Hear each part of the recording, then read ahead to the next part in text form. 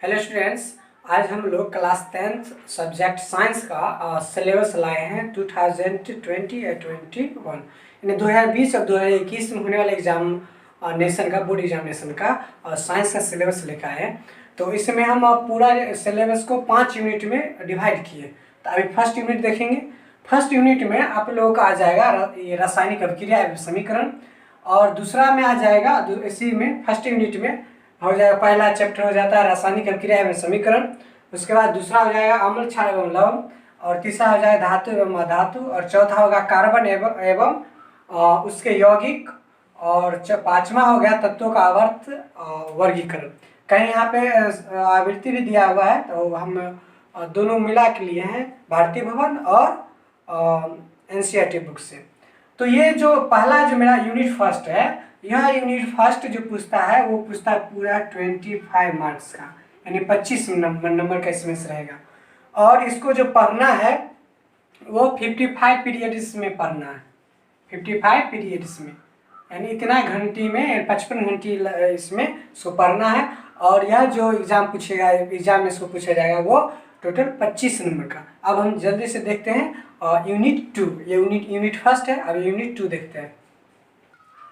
तो अब हम लोग आ रहे हैं यूनिट 2 पर। तो यूनिट 2 में कौन कौन सा चैप्टर आता है? तो इसमें आता है जैव प्रक्रम, नियंत्रण एवं समन्वय, और उसके बाद आता है जीव जनन कैसे करते हैं। यहाँ पे आप लोग चैप्टर दूसरा प्रकाशन का होगा, भारतीय भवन प्रकाशन का, तो उसमें जनन चैप्टर सीधे रहेगा, जनन। और एनसीईआरटी में जीव जनन कैसे करते हैं ये चैप्टर है। उसके बाद अनुवांशिकता तथा जैव विकास। और इसमें देखिएगा जैव प्रक्रम में इसमें ये जो एनसीईआरटी में सिर्फ एक ही दिया है, एक ही चैप्टर जैव प्रक्रम, लेकिन भारतीय भवन में जाइएगा तो इसमें जैव प्रक्रम तो है ही, उसके साथ इसमें श्वसन भी आ जाएगा, श्वसन। उसके बाद आ जाता है परिवहन, उसके बाद आ जाता है इसमें उत्सर्जन, उत्सर्जन आ जाता है इसमें। ये 3 चैप्टर मिला के एक चैप्टर, और ये पूरा जो चैप्टर है वो पूछता है और 23 मार्क्स का, 23 मार्क्स का। और इसको जो पढ़ना होता है वो 50 पीरियड्स में पढ़ना होता है, 50 पीरियड में, 50 घंटे में इसको पढ़ना होता है। तो यह बोर्ड में जो 23 नंबर का इसमें से क्वेश्चन आता है, उसमें जैव प्रक्रम में ये तीनों है, देख लीजिएगा। और उसके बाद 2 में नियंत्रण, उसके बाद जीव जनन चैप्टर, उसके बाद अनुवंशिकता तथा जैव विकास। अब आते हैं हम यूनिट 3 पे।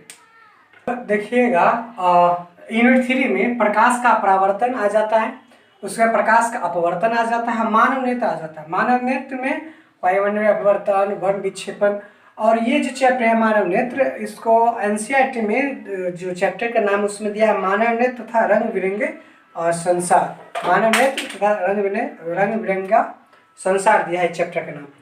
तो यह जो पूरा चैप्टर पढ़ना है वो पढ़ना है 12 मार्क्स का, टोटल पढ़ना है 12 मार्क्स का। और यह जो पीरियड है वो 23 पीरियड है, यानी 23 घंटियों में इसको पढ़ना है, टोटल 23 घंटियों में। और जो मार्क्स पूछा जाएगा इसमें से वो पूछा जाएगा 12 मार्क्स का। और आप लोग इस चैनल पर नए हैं तो चैनल को सब्सक्राइब कर दीजिए, क्योंकि इससे 10th का मैथ, फिजिक्स, केमिस्ट्री इस पर इसका वीडियो आते रहता है।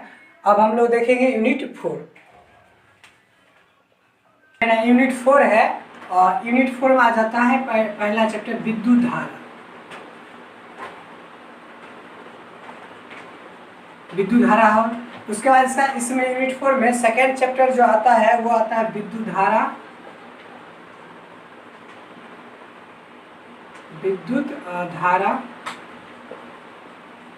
विद्युत धारा का चुंबकीय प्रभाव।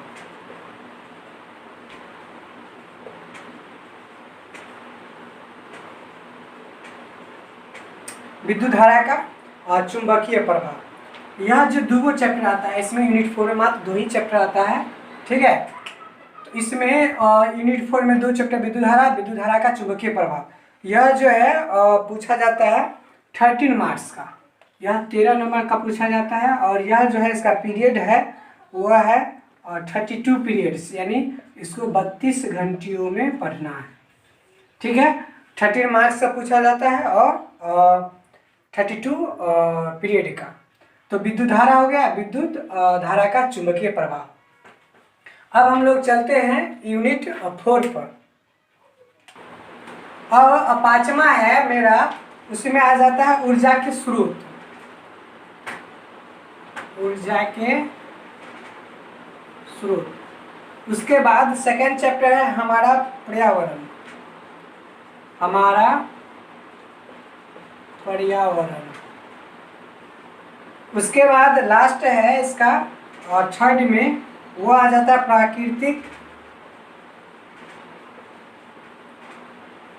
प्राकृतिक संसाधनों, प्राकृतिक संसाधनों का प्रबंधन। तो ये मेरा 3 चैप्टर है और यह 3 चैप्टर जो पूछा जाएगा इसमें आता है ऊर्जा के स्रोत, हमारा पर्यावरण, प्राकृतिक संसाधनों का प्रबंधन। यह जो पूछा जाएगा वो पूछा जाएगा 7 मार्क्स का, 7 मार्क्स का पूछा जाएगा क्वेश्चन।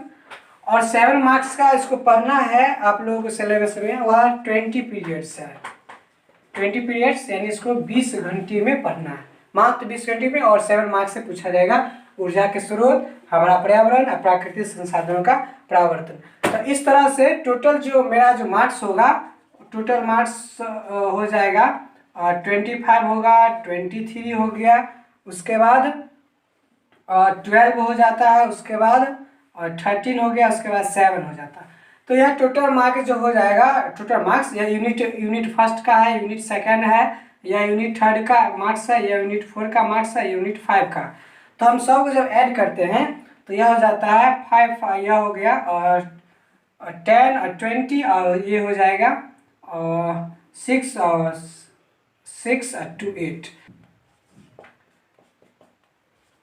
टोटल मार्क्स जो हो जाएगा वो हो जाएगा पहला में 25, उसके बाद 23 आ जाता है, उसके बाद 12 है, उसके बाद 13, उसके बाद 17। टोटल जो है मेरा वो 80 मार्क्स का एग्जाम में पूछा जाएगा।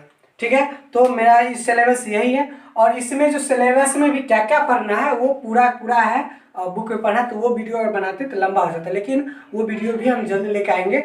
और आप लोग इस चैनल पर नए हैं तो इस चैनल को सब्सक्राइब कीजिए और ज़्यादा से ज़्यादा शेयर कीजिए ताकि यह जानकारी दूसरों तक भी पहुँचे। ठीक है, थैंक यू फॉर